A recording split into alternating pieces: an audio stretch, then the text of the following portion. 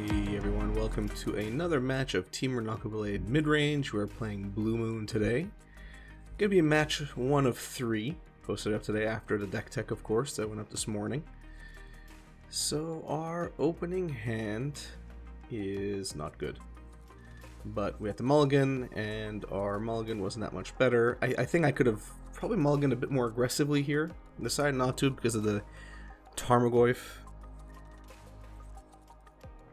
But I probably could have mulliganed a bit more aggressively. So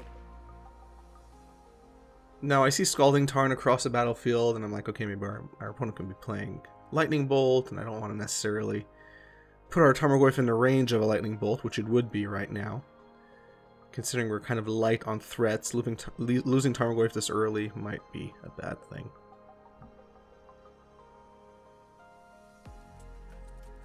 So I slow roll it, interestingly enough.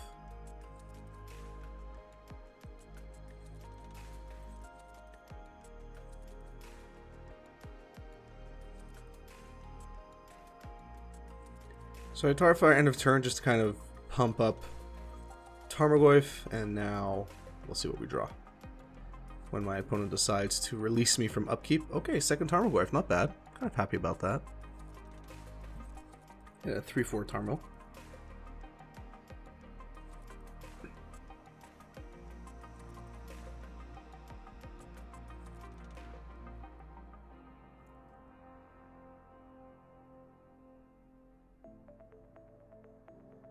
So next turn we can play another Tarmogoyf and can continue to pressure.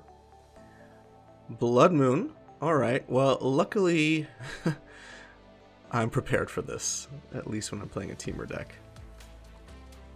I'm always prepared for a Blood Moon. So that's going to do very little to us, and I think our opponent's going to realize that after our first game. We get a Breeding Pool, but it doesn't really matter here.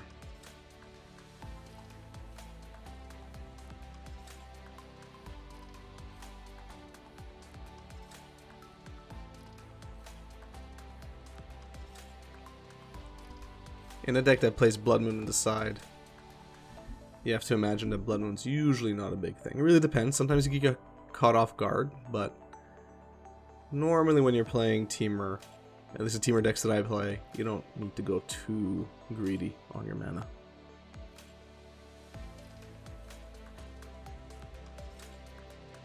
Now, 5th mana would be awesome, believe it or not. Usually I don't like, drawing too many lands, but hey, Batterskull would pretty much seal the deal here. There we go. So swing in for 6, and then see if we get a concession. Assuming Batterskull lands. Could very well be countered. It's probably going to surprise them. No Knuckleblade, unfortunately, but, it is what it is. It's only 4 of and 60, so there will be games where it doesn't show up.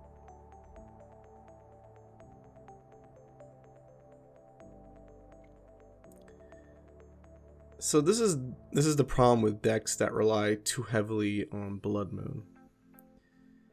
In particular, Blue Moon. When I play Blood Moon, it's in the side. It's there to attack specific strategies when they show up. When it's your main board plan, sometimes you just end up being very anemic. So what do we bring in? Veil of Summer makes sense. Odds are our opponent is playing counters, and that's pretty much it. There's nothing else there is to bring in here. Against a deck like Blue Moon, we pretty much have all the answers in the main. So Veil of Summer would be good. So we have the mulligan again, unfortunately. This mulligan was not good. Not good at all. Again, I probably could have mulliganed a bit more aggressively, but I think Bauble plus Prismatic Vista is sufficient. So I see that I'm going to be drawing a land, so I do not crack Vista. I'll wait for that land to come in. I'll probably not crack Vista anyway. Either way, I'm assuming our opponent probably sided out Blood Moon, but if they didn't, we're in pretty good shape here. So we draw Breeding Pool, which is good. Not disappointed with a breeding pool. But I'm not playing Tarmogoyf this turn.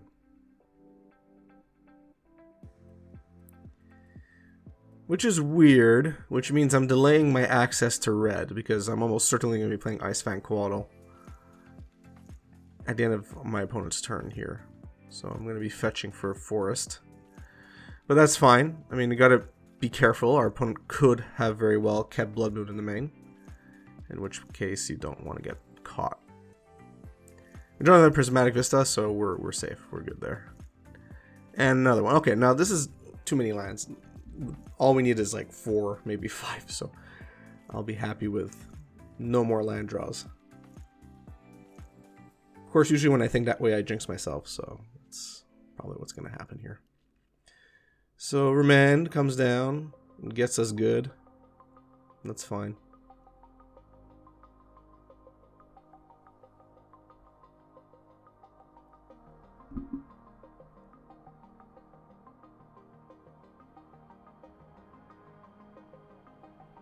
So, opponent's not going to do anything. We might as well go fetch.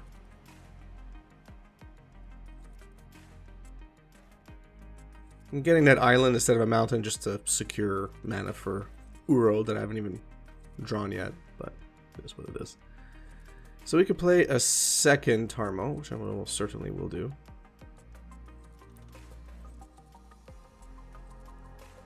Yep. I know blue-red pretty well, so I know that their sweepers are not that good. I'm not too worried about all our creatures getting destroyed here. Probably get a Cryptic. Yeah, okay.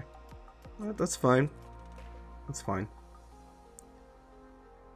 Now, one downside of me completely ignoring red mana up to this point is that I have 3 burn spells and I'm only able to burn 1 per turn. I'm able to use 1 per turn. But against a deck like this, it's not the end of the world. We attack in. Coatl putting in the work here. Pinging away at our opponent. Alright, Tarmogoyf is gonna stay dead. That was a good play by our opponent. Jace to Mind Sculptor. Well, he will not survive very long if they're gonna 0 him. Which they do. So he will be bolted end of turn. Get him out of the way. So hopefully that filtering was good, because that's pretty much it. Alright. We draw another ice-fang. Not the worst thing in the world, but I'm going to do it main phase just to see if we can draw potentially an Uro. No, we draw another land. Okay, well, this land I really didn't need, but it's red at least. It gives us a red mana. It's fine. Probably pay untapped. Don't need to pay 2 life for nothing.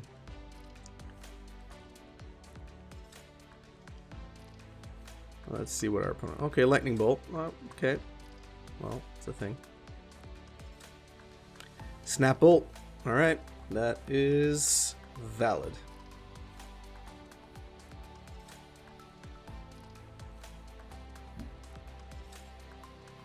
We'll wait for our opponent to cast it, and then we'll take care of Snapcaster Mage. So we're trading resources of our opponent at this point. I mean, let me just give us a recap here. It's just back and forth, back and forth. I do something, I put on pressure, our opponent brings it back to the middle. They're not gaining an advantage yet. Now we're essentially, I assume, top decking. I'm assuming our opponent has some answers in their hand, not any finishers. Although for Blue Moon, Snapcaster is a finisher, right? So they're holding off, which is a problem because, okay, we get Spell Snare, which is a problem because once we do draw our threat, they're probably going to be ready to counter it or whatever they need to. So it's kind of a stalemate right now. So in my head, even if I do draw a threat, depending on what that threat is, I might hold it up until I have a bit more padding in my hand. So let's see what happens here. Definitely going to be a stalemate for a few turns. Decks like Blue Moon aren't known for their explosive explosive finishes. They're usually a whittle down. So this is what we're getting here. I'm gonna knock our opponent whenever I can. So if they're fetching for something or whatever, I'm gonna knock them. Not necessarily to elicit a response, but just to, you know, deal damage where I can.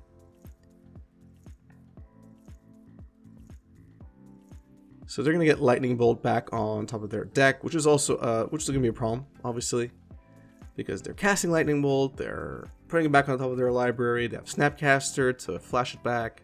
That's a lot of Lightning Bolts, and we don't have that ability here. So we're almost playing a burn rush here. So I'm responding in kind, bringing them down. Keep in mind we don't have enough mana yet, but we could cast. Okay, now we will. We could cast Knuckleblade, and assuming Knuckleblade resolves, we could give it haste and +2/+2 and then kill our opponent. So that is the dream. I don't think that's going to happen here.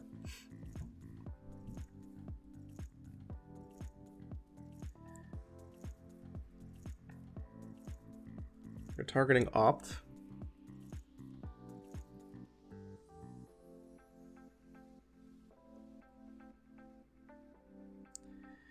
Too many lands. Way too many lands. And we're not playing that many lands, so this is just how the variance gods are feeling. Or at least that's how they were feeling when we were playing this deck. Or this match, I should say.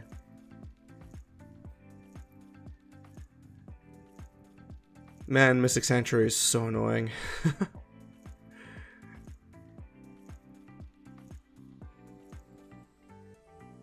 But in a 2-color deck, it's pretty good. We got another island. Okay. Well, that's a thing. Yep. Alright. Like I said, my opponent and myself were just trading back and forth. I have Spell Snare ready for a Snapcaster Mage. Or Remand. Uro is a good draw. Very good draw. At this point, any threat would have been a good draw. But Uro in particular.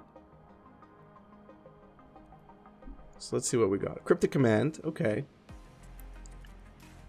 Not a big deal because we can still escape Uro now. So let's see if they have a response.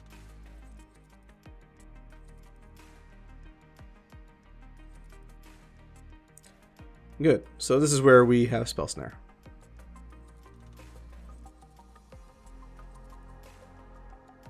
Force of Negation. Ouch. Yep. That'll do it. That will do it.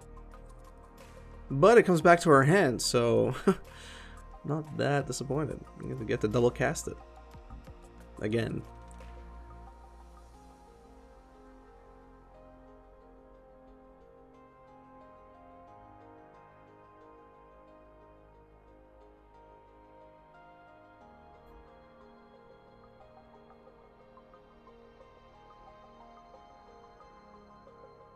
So we bring our opponent down to 3. They're a Lightning Bolt away from death.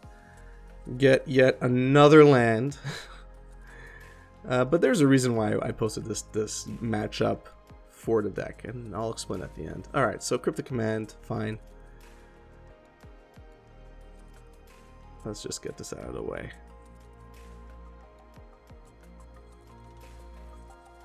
Okay, so they had no answer to that. Uro finally sticks. And this is going to be a problem for our opponent.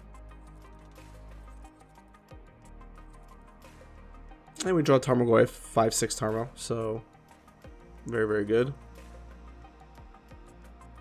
Get a forest, play a Tarmogoyf.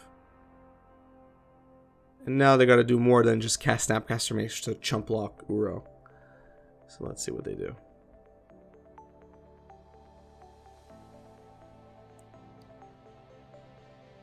Lightning Bolt. A Braid. Okay. Well, I have no problem with 2 spells taking out Uro. And our opponent gets nothing. So why did I show this match for Temur Knuckleblade Midrange without, you know, Savage Knuckleblade making an appearance? Well, the main reason why I wanted to show off this particular match is to show that the deck can stand, obviously, without Savage Knuckleblade. So if for whatever reason you like the deck but you just don't like Savage Knuckleblade, you could remove Savage Knuckleblade and put something else. You know, that's one aspect of Savage Knuckleblade. It's not something that the deck heavily relies on to win, and I thought that this match was a good example of that. Now, the other two matches, obviously Savage Knuckleblade shows up. Like I said, it's only a 4 of, so, you know, depending on the variance of whatever matches I play, it'll either show up all the time, or it'll show up none of the time, or it'll be somewhere in the middle. So that's just how it goes. But in this case, it didn't, and the matches went well. There was a good trade back and forth between myself and my opponent. So I wanted to show that interaction and show you that the deck can stand without Savage Knuckleblade, that I didn't make any concessions, you know, just to make Savage Knuckleblade work in this deck. But, of course, when you do actually see Savage Knuckleblade in action, it's pretty fun. So, you know, depending on what order I put these matches up in, stay tuned for the matches where Savage Knuckleblade makes an appearance, because, you know, he has an effect. And the point is, you could play a deck that's competitive and also have that kind of a creature in it. So I hope you enjoyed this match. Let me know what you think in the comment section down below. If you enjoyed it, give it a thumbs up. If you enjoy my content in general, please subscribe, hit the notification bell. Follow me on Twitter, Facebook, whatever you prefer, although I prefer all of it. Obviously, it'll help me out with all the algorithms running around favoring larger channels to smaller ones like mine and many others, of course. If you want to become a patron and support the channel, check out the Patreon link in the description of this video. I want to say a big thank you to my growing patronage and for all of your support and feedback. It helps me in this channel immensely. And of course, just a tip here, if you are interested in becoming a patron, the way I've set up the tiers is that most patrons in most tiers will get guaranteed rares and mythics mailed to them at the end of every year, which basically means you win a giveaway every year. It's a guaranteed win. The longer you're a patron, the more you get, and they're non-bulk, so I'm not going to be sending you penny rares. So check that out. It's all on the Patreon page. Thanks, and have a good one.